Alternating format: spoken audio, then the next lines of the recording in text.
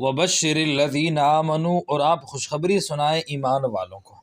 تو یہاں جس طرح عدالت میں ہوتا ہے کہ ایک طرف کافروں کو، ایک طرف ہارنے والوں کو سزا دی جاتی ہے، سزا سنائی جاتی ہے، دوسری طرف جیتنے والوں کو جزا سنائی جاتی ہے، اسی طرح اللہ تبارک و تعالیٰ نے دعوت توحید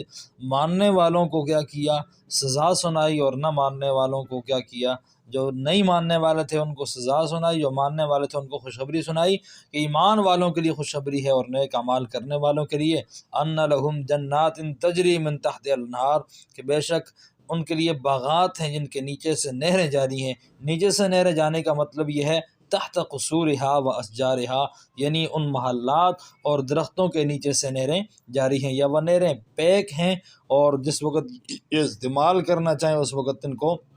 استعمال کا موقع مل جاتا ہے۔ کلما رزقوا منہا من ثمرۃ رزقا، جب جنت کے پھلوں میں سے کوئی رزق ان کو دیا جاتا ہے، قالوا، کہتے ہیں، ھذا الذی رزقنا من قبل، یہ رزق ہم نے اس سے پہلے بھی دیا گیا، فی الدنیا، دنیا میں، والآخرہ، یا آخرت میں، وَأُتُوا بِهِ متشابہا، اور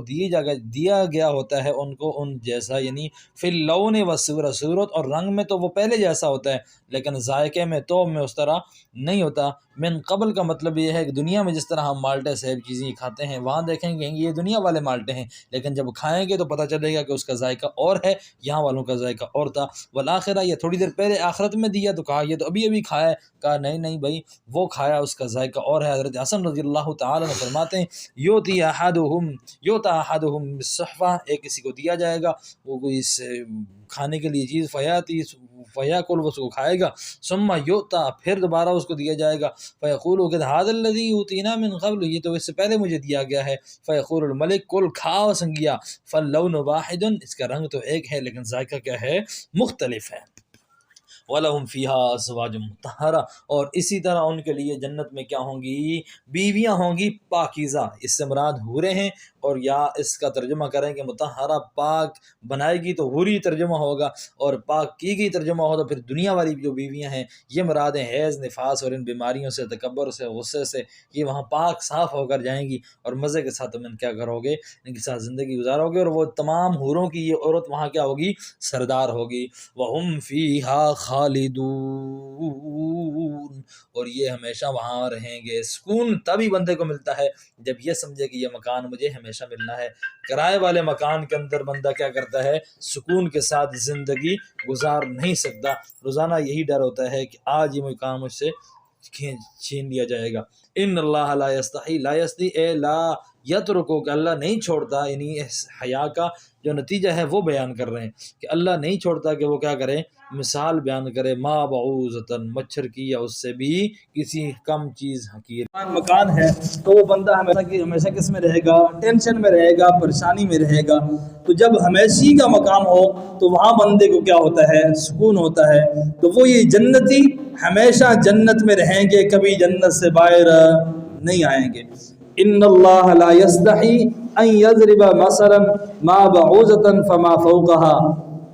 یہاں مشرکین نے ایک شبہ بیان کیا۔ مشرکین کو جب کہا گیا نا اس قرآن جیسی کوئی صورت لے آؤ، قرآن جیسی کوئی آیت لے آؤ، اب وہ آیت تو نہ لا سکے، اس پہ اعتراض کرنے لگے کہ بھائی یہ قرآن اللہ کا ہو ہی نہیں سکتا، یہ کلام اللہ کا ہو نہیں سکتا، اس لیے کہ اس میں تو مکھی کی مثال بیان کی گئی ہے، مچھر کی مثال بیان کی گئی ہے، مکڑی کی مثال بیان کی گئی ہے۔ ان مثالوں کے بیان کرنے سے یہ معلوم ہوتا ہے کہ یہ کلام اللہ کا نہیں ہے، اللہ کی شان ان مثالوں کو بیان کرنا نہیں ہے۔ اللہ اس کا جواب دے رہے، ان اللہ لا یستحی، بے شک اللہ تبارک و تعالی نہیں چھوڑتا، ان یضرب، یہاں لا یستحی کا معنی یہ نہیں کریں گے کہ اللہ حیا نہیں کرتا، حیا وہ کرتا ہے جس کو ڈر ہو اور خوف ہو، جس کو انجام کا ڈر اور خوف ہو۔ تو اب جس کو ڈر اور خوف ہوتا ہے وہ حیا کرتا ہے، تو اللہ ان چیزوں سے، ڈر اور خوف سے کیا ہے، پاک ہے۔ حیا کا جو نتیجہ ہے وہ یہ ہے کہ بندہ وہ کام کرنا چھوڑ دیتا ہے۔ تو یہاں نتیجہ مراد ہوگا کہ اللہ مثال بیان کرنا نہیں چھوڑتے، مثلا کوئی مثال، ما بعوضۃ، خواہ وہ کسی مچھلی کی کیوں نہ ہو، فما فوقہا، یا اس سے بھی بڑی کسی حقیر چیز کی مثال بیان کرنی ہو۔ فاما الذین آمنوا، بہرحال وہ لوگ جو ایمان لائے فیعلمون وہ جانتے ہیں انہ الحق من ربہم کہ بے شک یہ مثال حق ہے ان کے رب کی جانب سے، واما الذین کفروا اور بہرحال وہ لوگ جنہوں نے کفر کیا فیقولون وہ کہتے ہیں ماذا اراد اللہ بہذا مثلا اللہ ان مثالوں کو بیان کر کے کیا چاہتے ہیں، یضل بہ کثیرا ترجمے پہ غور کرنا، اللہ ان مثالوں کے ذریعے بعض لوگوں کے کفر کو ظاہر کرتے ہیں، وَيَهْدِي بِهِ كَثِيرًا اور اس قرآن کے ذریعے ان مثالوں کے ذریعے بہت سارے لوگوں کو مضبوط کرتے ہیں، وَمَا يُضِلُّ بِهِ إِلَّا الْفَاسِقِينَ اور نہیں گمراہ ہوتے، نہیں گمراہ کرتا یہ قرآن ان مثالوں کے ذریعے مگر فاسق لوگوں کو، نافرمان لوگوں کو۔ اب یہ اعتراض کیا تھا ان کے کن مثالوں پہ؟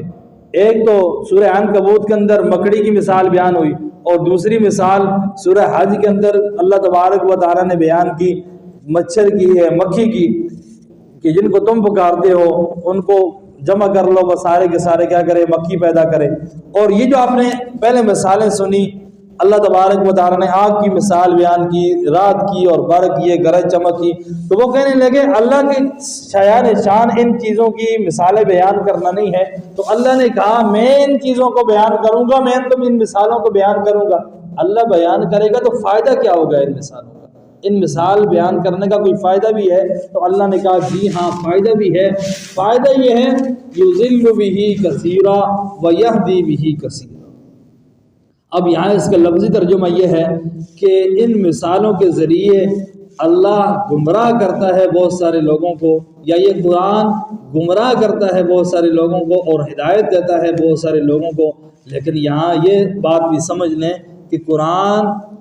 گمراہ کرنے کے لیے نہیں آیا، قرآن گمراہ کرنے کے لیے نہیں آیا۔ تو لفظی ترجمہ تو یہی ہے، لیکن اس کا معنی کیا جاتا ہے کہ اللہ جب مثال بیان کرتا ہے قرآن میں، قرآن جب پھر مثال سامنے لاتا ہے تو اس مثال کو دیکھ کر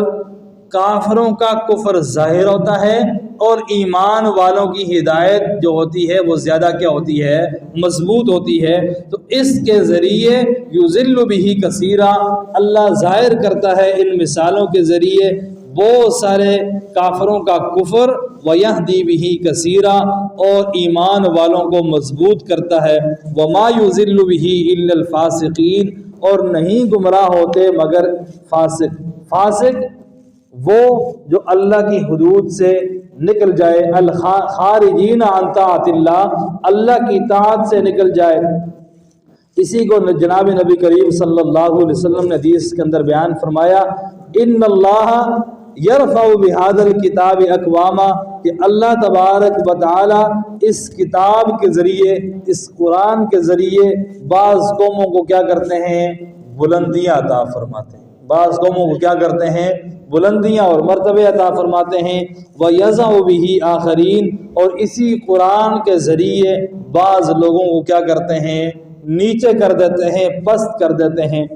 الَّذِينَ يَنقُضُونَ عَهْدَ اللَّهِ فاسقین کون ہیں؟ جو توڑتے ہیں اللہ کے عہد کو، جو توڑتے ہیں اللہ کے عہد کو، مِن بَعْدِ مِيثَاقِهِ بعد اس کو پختہ کرنے کے، اس کو پختہ کرنے کے بعد توڑ دیتے ہیں، وَيَقْطَعُونَ مَا أَمَرَ اللَّهُ بِهِ أَن يُوصَلَ اور توڑ دیتے ہیں ان تعلقات کو